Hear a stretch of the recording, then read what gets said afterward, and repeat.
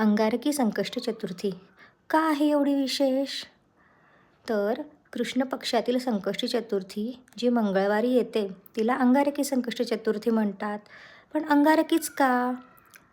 पूर्वी पृथ्वीदेवीचा एक पुत्र होता जो खूप धैर्यशील सामर्थ्यवान होता, अगदी आपला मंगळ ग्रह म्हणजे अंगारक यासारखा. त्याने गणपती बाप्पांची खूप कठोर तपश्चर्या केली. गणपती बाप्पा त्याला प्रसन्न झाले आणि म्हणाले, सांग तुला काय वर पाहिजे. तर तो म्हणला, या दिवशी जो कोणी हे व्रत करेल, उपासना करेल, देवबाप्पा त्याचे सर्व इच्छा पूर्ण होऊ दे.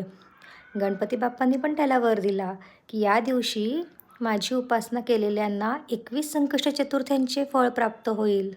चला तर मग आपणही गणपती बाप्पाची भावभक्तीने मनापासून पूजा करूया आणि आपली इच्छा पूर्ण करून घेऊया.